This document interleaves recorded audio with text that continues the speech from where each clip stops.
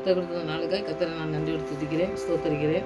இன்றைக்கி மார்க் எழுதின விசேஷத்தில் 6வது அதிகாரத்தில் 47லேருந்து 56 வரைக்கும் ஆண்டவர் சீசர்களை எப்படி பாதுகாக்காரு, நம்மளை எப்படி பாதுகாப்பார் அப்படிங்கிறத இன்றைக்கி நம்ம தியானிப்போம்.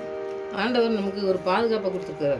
அவர் பாதுகாப்பில் நம்ம இருக்கும் பொழுது பிசாசானவங்க நம்மளை தொட முடியாதுன்னு சொல்லி ஆண்டவரே என்னுடைய கருத்தில் இருக்கிறத பறிக்க முடியாதுன்னு சொல்லியிருக்காரு. அதனால் அந்த வசனத்தின்படி இந்த வசனத்தை நம்ம தியானிப்போம். ஆண்டவர் நம்மளோட கூட பேசுவார். ஜெயிப்போம். நல்ல தகப்பனே நமக்கு நன்றி செலுத்துகிற சுவாமி, நீங்கள் எங்களை பாதுகாக்கிற தகப்பனாக இருக்கிறப்படியா நன்றி செலுத்துகிறப்பா. நீங்கள் உங்களுடைய பாதுகாப்பிலே உங்களுடைய கருத்திலே இருக்கிறத எவன் பிடுங்கிக் கொள்ள முடியாதுன்னு சொன்ன தேவன், பிசாசானவன் எத்தனை திட்டங்கள் வைத்திருந்தாலும் எங்களுடைய வாழ்க்கையில் நீங்கள் வைத்திருக்க திட்டங்கள், தீர்மானங்கள் எங்களுடைய வாழ்க்கையில் நிறைவேற நாங்கள் அர்ப்பணிக்கிறோம் சுவாமி. அர்ப்பணிப்பை நீங்கள் அங்கீகரித்து எங்களை வழிநடத்தவனுமா எங்களுடைய கருத்தில் அர்ப்பணிக்கிறோம். நீங்கள் பொறுப்படுத்த வழிநடத்தமாக ஜெபிக்கிறோம். வசனத்தை தியானிக்கும் பொழுது இயேசுவானவர் ஆண்டவரே எப்படி செய்தார் என்று நாங்கள் வசனத்தை தியானிக்கும் பொழுது ஆவியானவர் எங்களுக்கு உதவி செய்து எங்களுக்கு கற்றுத்தரணுமா ஜெபிக்கிறோம். அதன்படி நடக்கவும் எங்களுக்கு கிருபை தந்து வழிநடத்தமாக ஜெபிக்கவும் எங்களுக்கு கற்றுத்தந்து வழிநடத்தமாக ஜெபிக்கிறோம். துதியான மகிமையெல்லாம் அம்மாக்கே செலுத்துகிறேன். ஏசு ரட்சகர் நாமத்தில் ஜெபிக்கிறோம் பிதாவே, ஆமென். ஒரு பாடல் பாடி வசனத்தில்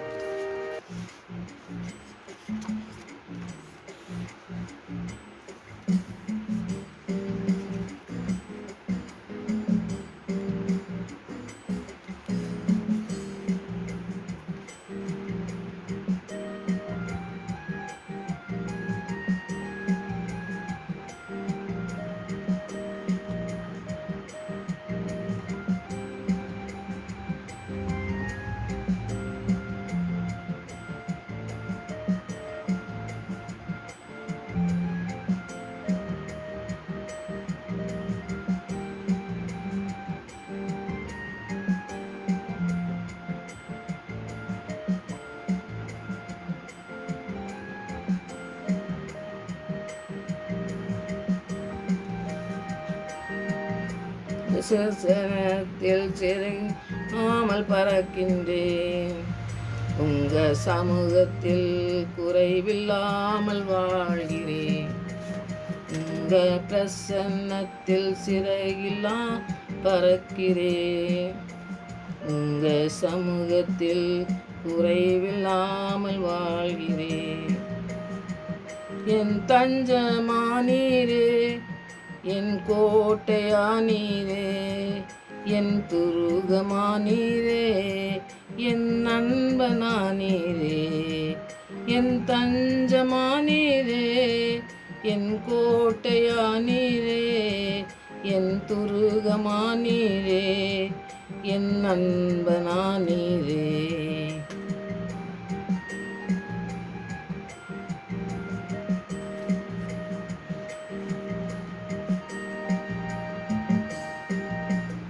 உதவாத என்னையே உருவாக்கும் உறவே, குறைவான என்னையே நிறைவாக்கும் நிறைவே. உதவாத என்னையே உருவாக்கும் உறவே, குறைவான என்னையே நிறைவாக்கும் நிறைவே.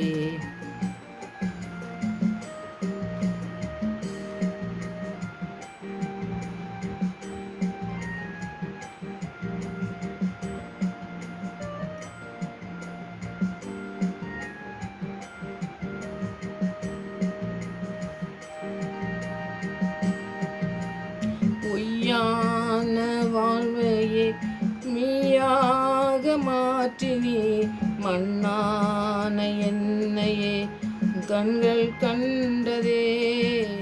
பொய்யான வாழ்வையே மெய்யாக மாற்றினி, மண்ணான என்னையே உன் கண்கள் கண்டதே.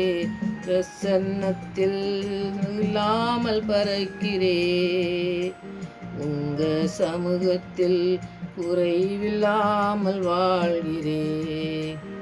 உங்க பிரசன்னத்தில் சிறையில்லாமல் பறக்கிறே, உங்க சமூகத்தில் குறைவில்லாமல் வாழ்கிறே.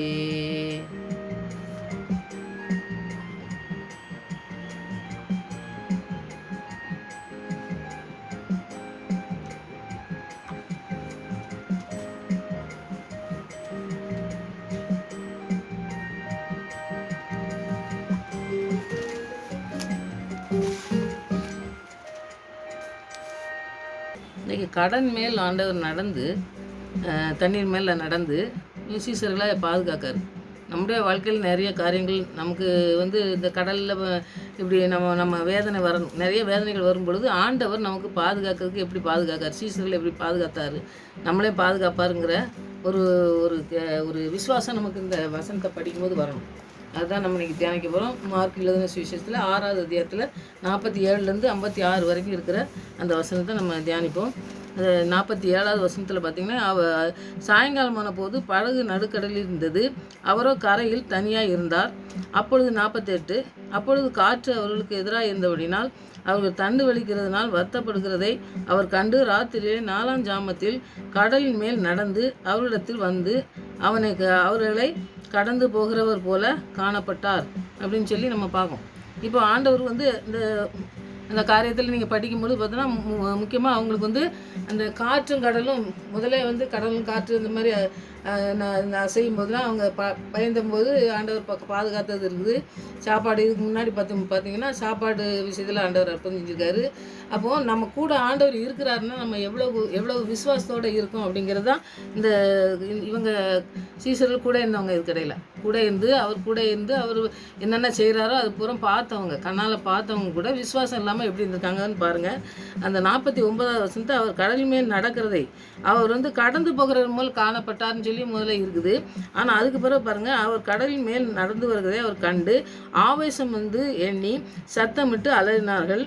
அவர்கள் எல்லாரும் 50வது வசனம், அவர்கள் எல்லாரும் அவரை கண்டு கலக்கமடைந்தார்கள். உடனே அவர் அவர்களுடைய பேசி, திடன் கொள்ளுங்கள், நான் தான், பயப்படாதீர்கள் என்று சொல்லி அவர்கள் இருந்த படகில் ஏறினார்.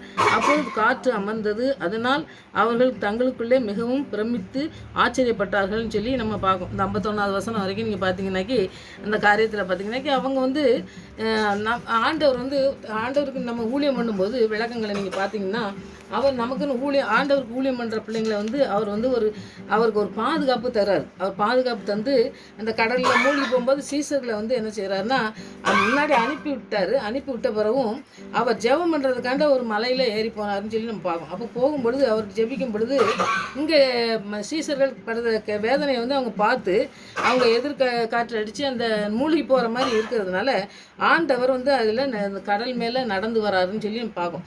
நடந்து வரும்போது ஆண்டவர் எப்பவுமே பார்த்தீங்கன்னா ஆண்டவர் நோக்கி கூப்பிடன்னு இருக்காரு. ஏன்னா நீங்களே ஜெபிங்கன்னு சொல்லியிருக்காரு, நீங்களே செய்யலாம்னு சொல்லியிருக்காரு. இல்லாட்டா ஆண்டவரை கூப்பிட்டுருக்கணும் இல்லை. இந்த ஆசு ஆண்டவரை தான் அவங்க படுத்த கஷ்டத்தை பார்த்து வராருன்னு சொல்லி பார்க்கணும். உதவி செய்கிறதுக்கு எப்பவுமே ஆண்டவர் நமக்கு உதவி செய்கிறவர் இருக்காரு. நம்ம ஏன் இப்படி கஷ்டப்படணும் கவலைப்படணும்னு சொல்லி அவங்க அந்த இடத்துல வரவே இல்லைன்னு சொல்லி நம்ம பார்க்கோம். அவங்க இடத்துல ஆண்டவர் வரும்பொழுது பார்த்திங்கன்னா அவங்க முதலாவது என்ன செய்தாங்கன்னா ஆவி, அதாவது ஆவேசம்னாக்கி ஒரு பிசாசு. ஏதோ மனுஷன் சாதாரணமாக நடந்து கடலில் வர முடியாது, தண்ணியில் நடக்க முடியாது. இது எந்த பிசாசு தான் ஏதோ நடந்து வருது அப்படின்னு சொல்லிட்டு அவங்க பார்க்குறத பார்த்து பயப்படுதாங்கன்னு சொல்லி பார்க்கும். அப்போது ஆண்டவருக்கும் இதுக்கும் வித்தியாசமே தெரியாமல் தான் இருந்திருக்காங்க. ஆண்டவர் நமக்கு விடுதலை தரக்கூடிய நமக்கு கஷ்டப்படுறதும் நமக்கு உதவி செய்கிறதுக்கு வருவார் அப்படின்னு சொல்லி தெரியுறது கூட நம்ம வாழ்க்கையில் நம்ம தெரியாமல் இருக்க மாதிரி தான் அவங்களும் இருக்காங்கன்னு சொல்லி நம்ம பார்க்கணும். அப்போ பாருங்கள், இயேசு அவர்களை கண்டு அந்த ஆண்டவர் என்ன செய்கிறாருன்னா, திடன் கொள்ளுங்கள், நான் தான் நீங்கள் அப்படின்னு சொல்லி படகுல ஏறுறாரு. படகுல ஏறினோன்னு அந்த காற்று அமர்ந்ததை பார்த்தோன்னே எங்களுக்கு பயம் உண்டாகுது.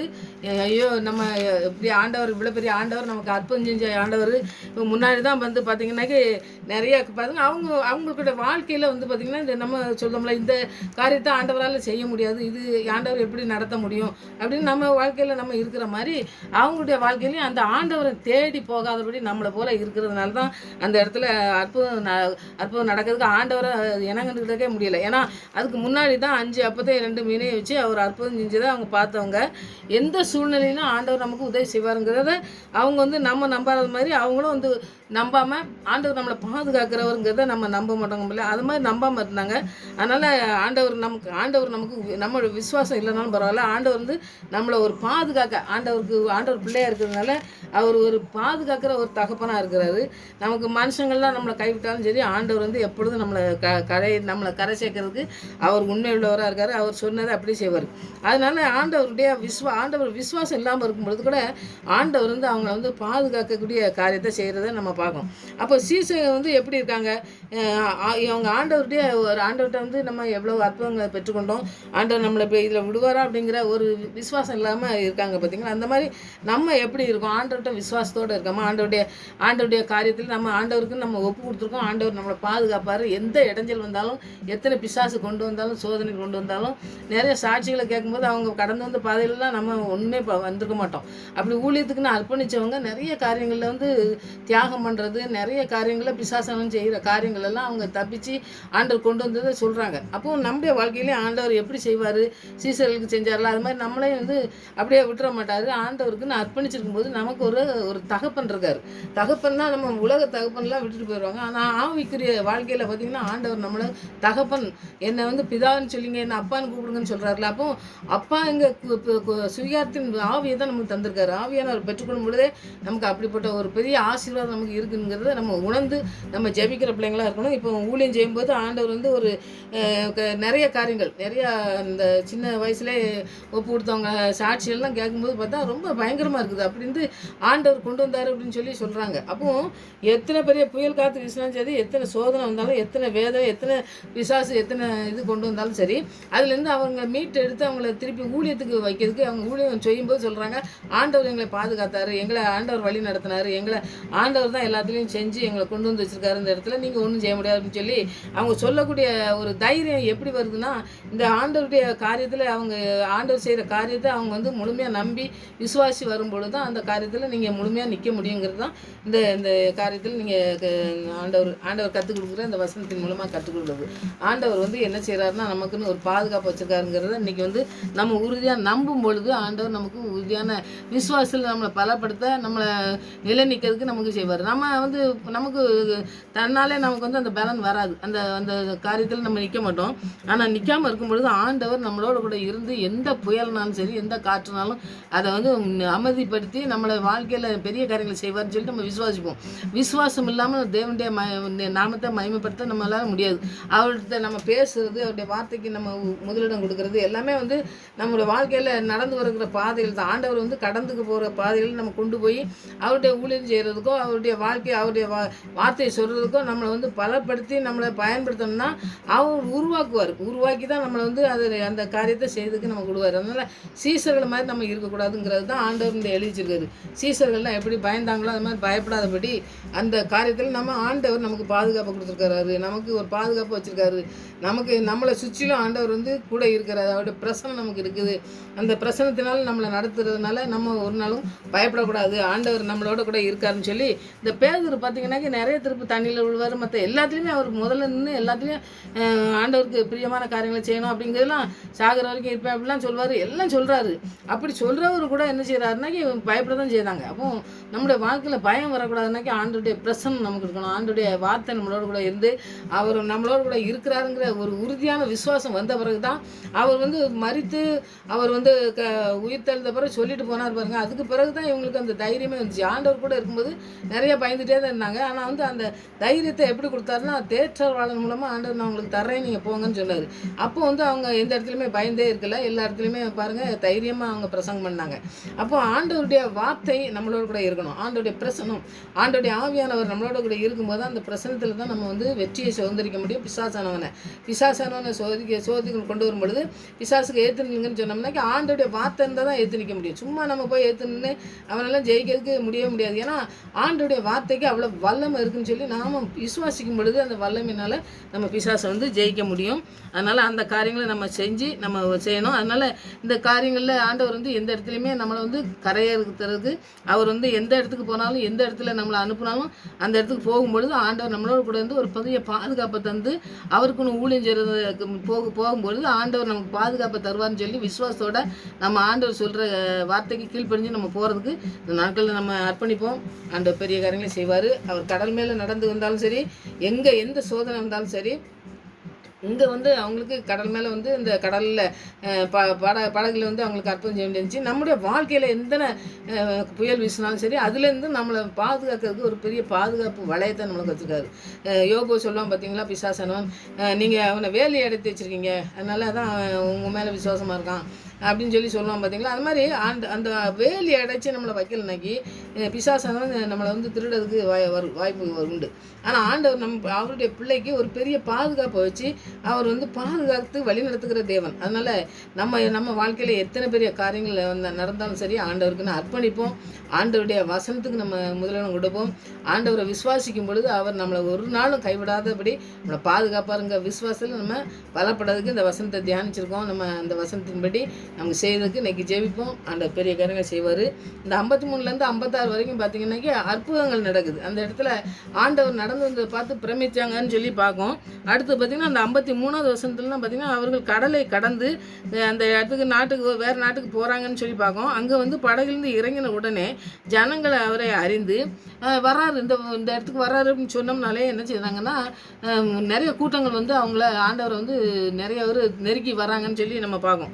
அவர் வந்து அந்த சுற்றுப்புறம் எங்கும் ஓடி திரிந்து பிணியாளிகளை படுக்கையிலே கிடத்தி அவர் வருகிறார் என்று கேள்விப்பட்ட இடங்களிலெல்லாம் சுமந்து கொண்டு வந்தார்கள். இப்போ ஆண்டவர் செஞ்ச அந்த அற்புதத்தை பார்த்த உடனே இவர் காற்றையும் கடலையும் அழைச்சாரே அப்படின்னு சொல்லி ஒரு அற்புதம், எத்தனையோ அற்புதத்தை பார்த்த உடனே தான் அவங்க நினச்சிதாங்க கொஞ்சம் விசுவாசம் வருது.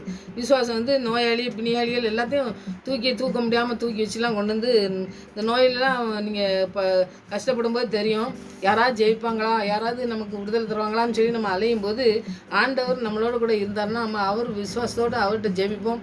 அவர் நம்மளை சுகப்படுத்துவார், நம்மளை பலப்படுத்துவார், எல்லாமான காரியங்களையும் நமக்கு செய்து முடிப்பார்னு சொல்லி நம்ம விசுவாசத்தோடு ஜெபிப்போம். ஆண்டவர் பெரிய காரியங்களை அன்றைக்கு செஞ்சதை இன்றைக்கும் செய்வார்னு சொல்லி பார்ப்போம். ஜனங்கள் எல்லாம் கொண்டு வந்து ஆண்டவருக்கு தொட்டால் போதும், அவர் ஆடை தொட்டால் போதும்னு சொல்லி கூட அந்த இடத்துல கொண்டு வந்து போட்டாங்கன்னு சொல்லி பார்க்கும். இடங்கள்லாம் சுமந்து கொண்டு வராங்க. ஆமாம், சுமந்துக்கிட்டு வந்து நோயாளியெல்லாம் கொண்டாங்க. அல்லாமலும் அவர்கள் பிரவேசித்த கிராமங்கள் பட்டணம் நாடுகள் எவைகளுக்கோ அவைகள் எல்லாம் சந்தை வெளிகளிலும், இந்த சந்தைகளில் கூட அந்த வியாதியாசர்கள் எங்கெங்கே நடந்து ஆண்டவர் போகிறாரோ நடந்து போகிற இடத்துலலாம் பாருங்கள், அவர் வஸ்திரத்தின் ஓரத்தையாவது அவர்கள் தொடும்படி உத்தரவாக வேண்டும் என்று அவரை வேண்டிக் கொண்டார்கள். அவரை தொட்ட யாவரும் சுஸ்தமானார்கள்னு சொல்லி நம்ம படிக்கோம்.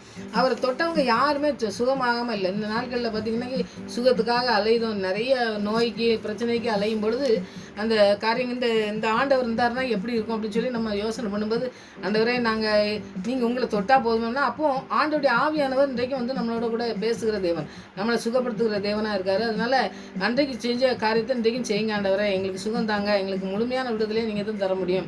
நம்ம டாக்டர்கிட்ட போகிறோம், அவங்க வந்து மருந்து மாத்திரை எழுதி கொடுக்குறாங்க, அது வந்து எத்தனை நாளைக்கு நமக்கு சுகப்படுத்தும்னா நிறையா வந்து பார்த்திங்கன்னாக்கி சுகப்படுத்துறது பாதி சுகமாக இருக்கும், பாதி மாத்திரை சாப்பிட்டே இருக்கணும்னு சொல்லுவாங்க. அந்த மாதிரி காரியங்கள்லாம் நிறைய இருக்குது. ஆனால் ஆண்டவர் சுகப்படுத்தினார்னா குமாரன் உங்களை விடுதலையாக்கினால் மெய்யாகவே நீங்கள் விடுதலையானீங்க. முழுமையான விடுதலையை கொடுக்குறவர் வந்து நம்ம ஆண்டவர் தான். ஆண்டவர்கிட்ட வந்து சுகத்தை பெற்றுக்கொண்டாலும் சரி, எந்த காரியத்தை பெற்றுக்கொண்டாலும் அது வந்து 100% ஆண்டவர் வந்து சுகப்படுத்துகிறவர். அதனால் அவர்கிட்ட வந்து நம்ம சுகத்தை பெற்றுக்கொள்ளணும். அவர்கிட்ட கொண்டு வந்த எல்லா பிணியாலையும் எப்படிப்பட்ட பெரிய நோயாக இருந்தாலும் சரி, அந்த படுக்கையில் கடத்தி கொண்டு வந்தாலும் சரி, எந்த இடத்துல போகிற வழியிலலாம் போட்டு அவங்க நிழல் பட்டால் கூட சுகமாச்சுல்ல, அந்த மாதிரி அவங்க போகிற இடத்துலலாம் அவர் தொட்டவங்க யாருமே சுகப்படுத்தாமல் இல்லை, எல்லாரும் சுகத்தை பெற்றுக்கொண்டு போனாங்க. அவர் வந்து பரம வைத்தியர். அவர்கிட்ட வந்து நீங்கள் அவருக்கு பணம் கொடுத்தா நமக்கு சுகம் கிடைக்கணும்லாம் இல்லை. அவர் வந்து எல்லாவற்றையும் அறிந்த தேவனாக இருக்கார், எல்லா நோய்களையும் சுகமாக்குறவர். அதனால் அவர்கிட்ட நம்முடைய நோய்கள் பிரச்சனைகள் இருந்ததுன்னா அதை வந்து ஆண்டவர்கிட்ட சொல்லி, ஆண்டவரே நீங்கள் எல்லாத்தையும் சுகமாக்குனீங்களே, எங்களையும் சுகமாக்குங்க, எங்களுக்கும் விடுதலை தாங்கன்னு சொல்லி நம்ம ஜெபிக்கும் பொழுது ஆண்டவர் பெரிய காரியங்களை நம்முடைய வாழ்க்கையில் செய்வார்னு சொல்லி விசுவாசத்தோடு இன்றைக்கி ஜெயிப்போம். நம்முடைய வாழ்க்கையில் எந்த நோயாக இருந்தாலும் சரி, எந்த பிசாசு கொண்டு வந்த நோயாக இருந்தாலும் சரி, ஆண்டவர் நமக்கு கூட இருக்கார். அவர் நமக்கு பரம தகப்பன், அவர் நமக்கு பாதுகாக்கிற தேவன். அதனால் சீசர்களை மாத்திரம் இல்லை, நம்மையும் வந்து பாதுகாத்து வழிநடத்த வல்லமுள்ள தேவன். அவருடைய கருத்தில் நம்ம இன்றைக்கி அர்ப்பணிப்போம். அந்த பெரிய காரியங்களை நம்முடைய வாழ்க்கையில் விடுதலை தந்து அவருக்கு சாட்சியாய் வாழ உலகமெங்கும் சீசர்களாக்குங்கன்னு சொன்னார்ல, உலகமெங்கும் ஆண்டவருக்கு முடியாதவங்களுக்கு நம்ம உதவி செய்யணும்னு இருக்காரு. அந்த உதவி செய்கிறது ரொம்ப முக்கியமானது ஆண்டவருக்கு. அந்த காரியங்களை நம்ம செய்கிறதுக்கு ஆண்டவர் நமக்கு பலப்படுத்தி நம்மளை பயன்படுத்த ஆவியானவர் உதவி செய்ய நமக்கு ஜெபிப்போம். ஆண்டவர் பெரிய காரியங்களை இந்த நாட்டில் செய்வார். ஜெபிங்க, கர்த்தர் பெரிய காரியங்கள் செய்வார். ஆமென். ஜெபிப்போம். விடுதலை நாயகன் வெற்றியை தருகிறார், எனக்குள்ளே இருக்கிறார்.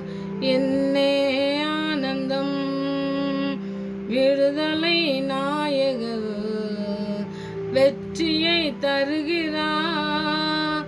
எனக்குள்ளே இருக்கிறார். என்னே ஆனந்தம்.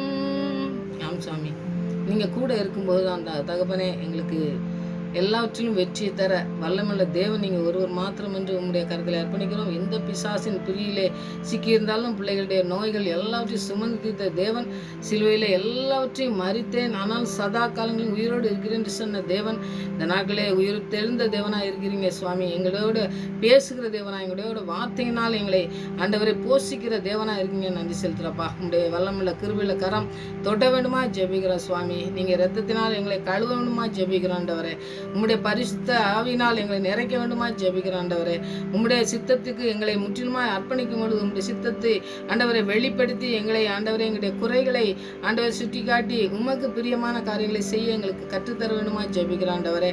ஆவியான தேற்றவாளனை எங்களுக்கு ஆண்டவரை நீ தனியாக இல்லை ஆண்டவரே, நீ தனியாக இல்லை மகளே மகனே என்று சொல்லி தேற்றவாளனை உனக்கு தருகிறேன் என்று சொல்லி ஒவ்வொருவருக்கும் தேற்றவாள ஆவியானவரை தந்திருக்கீங்க. தேற்ற எங்களுக்கு தந்திருக்கிற அந்த நல்ல தகப்பனாக இருக்கீங்க.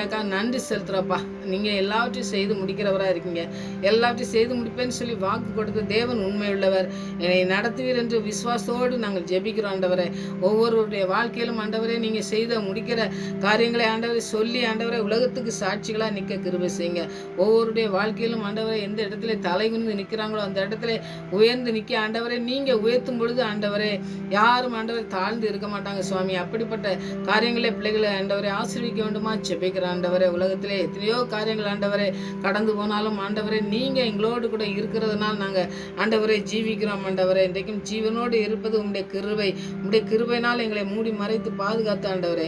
மற்றவர்களுக்கு சாட்சிகளாக நிற்க உலகத்திலே ஆண்டவரே உம்முடைய நாமத்தை உயர்த்துகிற பிள்ளைகளை காணப்பட கிருபை செய்யுங்க. நீங்கள் வைத்திருக்க திட்டம் எங்களை கொண்டு நீங்கள் ஆண்டவரே தாயின் கருவிலே உருவாக்கு முன்பாகவே எங்களை தீர்மானித்து வைத்திருக்க அந்த திட்டம் தீர்மானம் ஆண்டவரே இந்த சித்தம் நிறைவேற வேண்டுமா ஜெபிக்கிறோம். அதுக்கு தடையாக இருக்கிற எங்களுடைய வாழ்க்கையில் எல்லாவற்றையும் ஆண்டவரே நீங்கள் நீக்கி உம்முடைய நாமத்தை மகிமைப்படுத்துகிற பிள்ளைகளை எங்களை காணப்பட எங்களுக்கு கிருபை தந்து வழிநடத்தமாக ஜெபிக்கிறப்பா.